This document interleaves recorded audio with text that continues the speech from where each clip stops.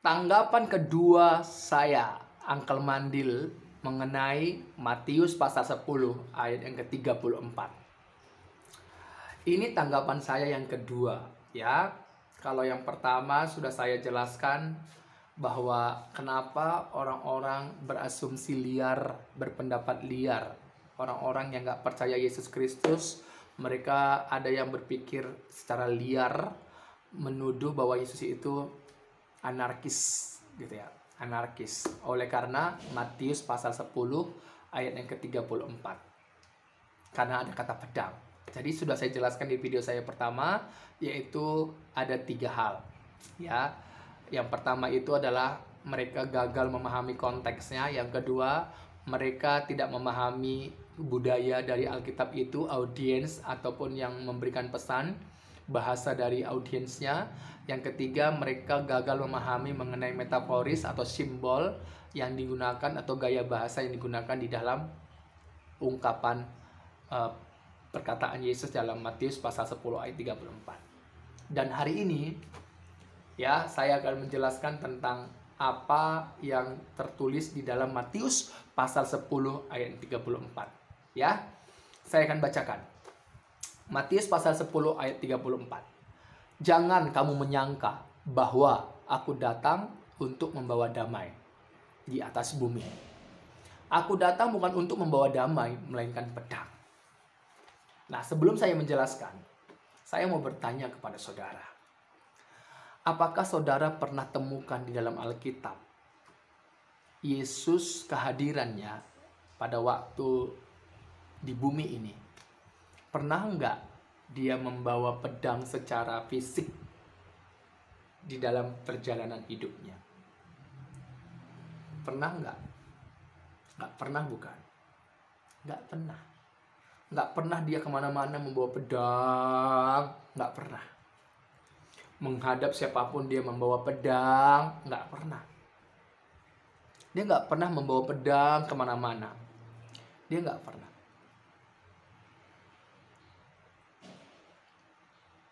Terus ketika ada orang membaca Matius pasal 10 ayat 34, di situ ada kata pedang, lantas disimpulkan Yesus itu bertolak belakang dengan ucapannya yang adalah kasih. Bertolak belakang katanya, kata orang-orang berasumsi liar. Kasihan orang-orang yang seperti itu ya, kasihan banget. Nggak pernah kan? Nggak pernah ada. Terus apa yang dimaksudkan oleh perkataan Yesus? Ingat, Matius pasal 10 ayat 34 ini adalah salah satu pesan yang disampaikan oleh Yesus sebelum mengutus ke-12 muridnya. Jadi konteksnya, Yesus mengutus ke-12 muridnya dan Yesus berpesan kepada ke-12 muridnya. Saudara bisa temukan di dalam Matius pasal 10 ayat 1 ayat yang kelima sampai Matius pasal 11 ayat yang pertama. Itu adalah pesannya. Dan salah satu pesannya adalah Matius pasal 10 ayat yang ke-34.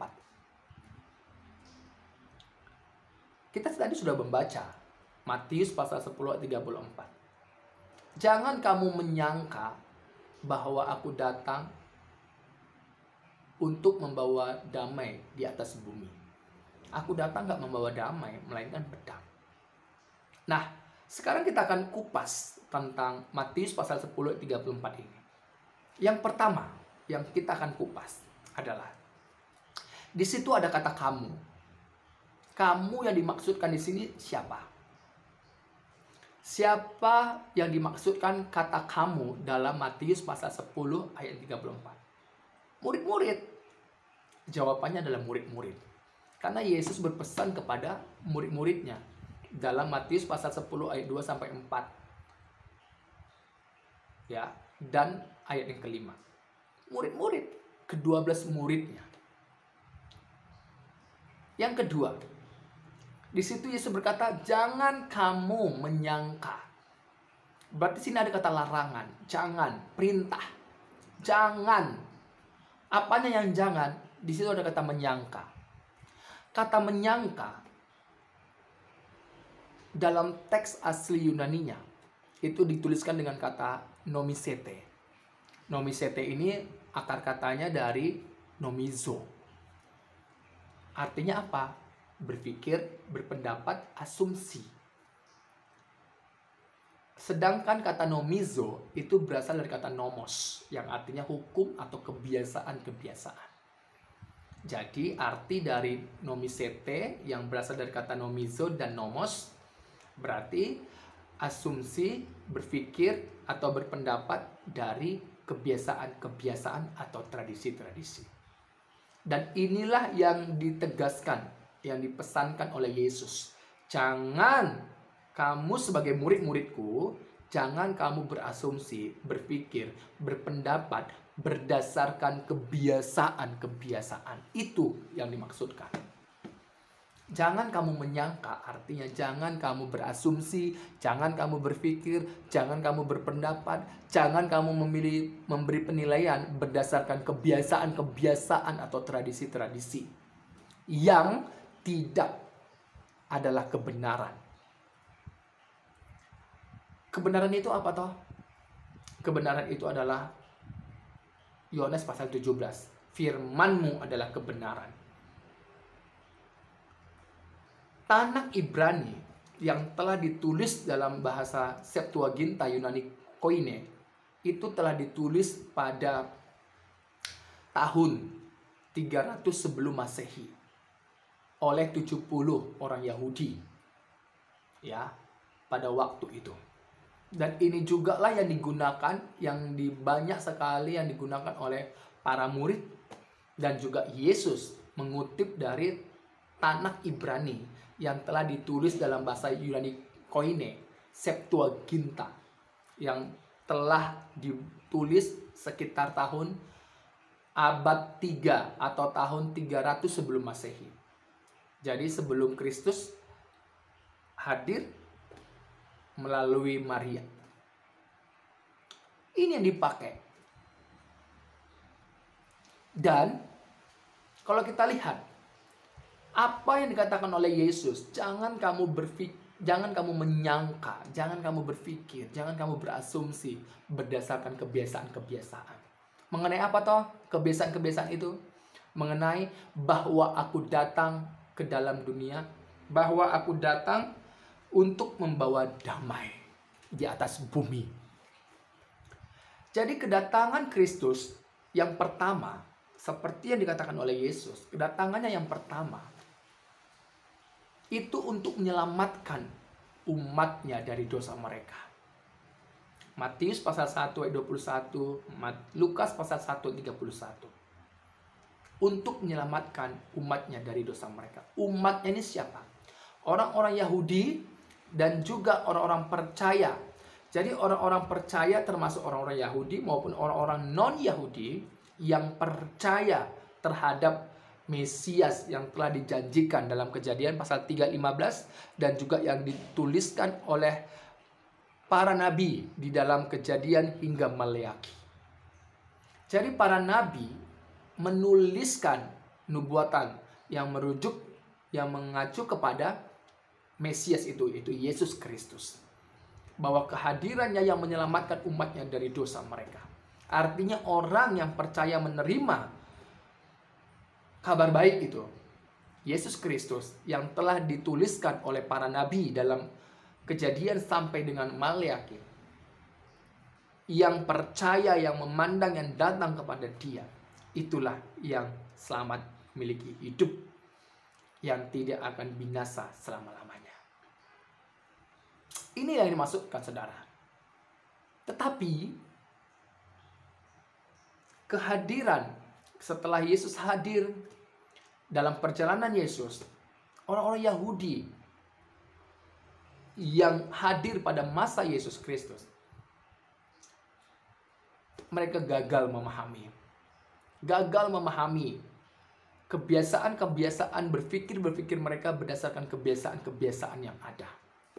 Bahwa mereka berpikir, berasumsi kehadiran dari Mesias itu seperti Raja Daud yang telah duduk dalam singgasananya, yang menghalau musuh-musuhnya. Dan mereka dalam kebiasaan berpikir mereka menganggap bahwa Mesias itu seperti itu gitu. Makanya ketika Yesus hadir, apalagi dari keluarga tukang kayu, mereka kecewa. Apalagi yang Yesus katakan dalam Matius pasal 10, Matius pasal 20 ayat 28. Aku datang memberikan nyawaku sebagai tebusan bagi banyak orang. Secara lahiriah, orang-orang Yahudi pada waktu zaman Yesus Kristus itu menolak kehadiran Yesus. Karena apa? Tidak seperti Raja Daud. Karena pada waktu itu, ya, orang-orang Yahudi berada dalam pemerintahan Romawi. Dan berpikirnya mereka ketika Mesias hadir mengusir penjajah, mengusir tentara Romawi yang menguasai mereka. Tetapi sebaliknya, ketika Yesus hadir dari tukang kayu, mereka gagal memahami. Nggak mungkin Mesias yang kami nantikan seperti ini. Itu dalam konsep berpikir asumsi mereka oleh karena kebiasaan-kebiasaan yang ditimbulkan dalam tradisi-tradisi mereka. Saudara, ini yang dimaksudkan oleh kata Yesus kepada murid-muridnya. Jangan kamu berpikir seperti kebiasaan-kebiasaan yang lain, bahwa aku datang itu untuk membawa damai. Tidak, tetapi pedang. Saudara, Yesus dinubuatkan di dalam Yesaya pasal 95, dia disebut Raja Damai. Betul. Tetapi damai yang seperti apa yang dimaksudkan di sini, saudara? Kalau kita pahami semenjak kegagalan manusia pertama, Adam dan Hawa, dan dari situlah efek dari ketidaktaatannya juga menjalar dalam hidup kita. Upah dosa adalah maut dalam Roma pasal 3 ayat 23, Roma pasal 6 ayat 23. Semua orang mengalami maut. Kenapa? Karena telah berdosa. Makanya Yesus berkata dalam perjalanan hidupnya, dia menyampaikan, yang percaya kepadaku mempunyai hidup yang kekal. Ini juga yang dituliskan oleh Yohanes pasal 3 ayat yang ke-16. Karena begitu besar kasih Allah akan dunia ini, sehingga ia telah mengaruniakan anaknya yang tunggal, supaya setiap orang yang percaya kepadanya, kepada anak itu, tidak binasa, melainkan beroleh hidup yang kekal. Kehadiran Yesus yang pertama untuk membawa kita kembali kepada kehidupan kekal itu, menuju kepada hidup kekal itu. Saudara, Allah tidak merencanakan kejahatan, tetapi pilihan manusia, hak bebasnya yang disalahgunakan, itulah yang membuat manusia itu memilih untuk menjauh dari Tuhan. Dan Yesus menegaskan kepada murid-muridnya, jangan kamu berpikir bahwa aku datang yang pertama ini untuk membawa damai. Tidak, melainkan pedang. Apa artinya pedang? Pedang itu dalam bahasa aslinya, bahasa Yunani dituliskan di situ adalah matkaira, artinya pisau penyembelih atau belati pendek yang berfungsi untuk menusuk, ya, untuk menusuk. Jadi ini adalah metaforis. Matkaira ini atau pedang ini adalah metaforis yang menunjukkan bahwa firman Tuhan itu sebagai alat peperangan rohani kita. Karena musuh kita bukan darah dan daging, melainkan penguasa-penguasa kegelapan, ya, roh-roh jahat, iblis dan roh-roh jahat. Itu musuh kita, saudara. Dan di sini dimaksudkan adalah bahwa firman Tuhan, kehadiran dari Yesus Kristus, firman Allah yang telah mengambil kodrat manusia dalam Yohanes pasal 1 ayat 1, 2, 3 dan 14. Firman Allah yang ada di dalam diri Allah itu sendiri, Dia yang telah menjadi manusia. Firman Allah telah menjadi manusia, mengambil kodrat manusia. Inilah yang dikatakan dalam Lukas pasal 1 ayat 31, Yohanes pasal 1 ayat 1, 2 dan 14, dan Matius pasal 1 ayat 21. Yesus, nama Yesus ini adalah pribadi, nama dari firman Allah yang telah mengambil kodrat manusia. Tujuannya, kehadirannya menyelamatkan umatnya dari dosa mereka. Jadi kehadiran dari firman Allah itu yang telah mengambil kodrat manusia, dikatakan inilah yang akan memisahkan kita dari cengkraman kuasa kegelapan dunia ini. Jadi kalau kedatangan Kristus ini membuat iblis, roh-roh jahat itu menjadi konflik, menjadi terjadi perpecahan. Karena apa? Peperangan. Karena Yesus datang seperti yang dikatakan dalam Matius pasal 20 ayat 28. Memberikan nyawanya sebagai tebusan. Tebusan apa? Bagi banyak orang. Untuk menyelamatkan kita yang telah ditawan di dalam maut, yang telah ditawan di bawah maut, yang telah tawan di dalam dosa oleh iblis, roh jahat. Dan kita hendak diselamatkan, hendak dikeluarkan, hendak dibebaskan dari tawanan itu. Makanya terjadi konflik. Bukan konflik dengan sesama, tidak. Tapi konflik antara permusuhan melawan iblis, roh jahat, dengan keturunan, yaitu dikatakan dalam Kejadian 3:15, Yesus Kristus. Dan kita orang-orang percaya dalam Yesus Kristus juga mengalami konflik, artinya peperangan, perlawanan dengan iblis dan roh-roh jahat. Ini saudara, ya, ini yang dimaksudkan. Jadi ini nggak dipahami oleh siapapun, nggak dipahami. Jadi kalau Yesus datang membawa perpecahan, memisahkan secara manusia dengan manusia, bukan. Justru ini menimbulkan konflik. Seperti yang dikatakan dalam Kejadian pasal 3:15. Permusuhan antara keturunannya dengan keturunanmu. Keturunannya akan meremukkan kepalamu. Iblis takut. Iblis takut. Makanya dia berusaha untuk menggoda manusia supaya jauh dari Tuhan. Dan dia memakai cara untuk apa? Untuk melawan Tuhan. Melawan Yesus Kristus. Benih yang lahir itu. Dan kita yang percaya dalam Yesus Kristus. Juga ada firman Allah dalam hidup kita. Roh Allah dalam diri kita. Kita juga dilawan ya oleh iblis dan roh jahat. Kita digoda dan lain sebagainya. Makanya kita dalam peperangan rohani kita, perlawanan kita melawan pemerintahan-pemerintahan di udara, penguasa-penguasa kegelapan di udara, penghulu-penghulu di udara. Ini menjadi lawan kita. Jadi kalau ada orang yang mengatakan Yesus datang itu anarkis, menimbulkan peperangan, konflik secara manusia dengan manusia, itu enggak. Tidak benar, tidak tepat, dan alias sesat berpikiran demikian. Dan saya mengatakan, hari ini dalam Matius pasal 10:34 seperti yang saya katakan, bahwa kehadiran Kristus untuk menyelamatkan hidupmu.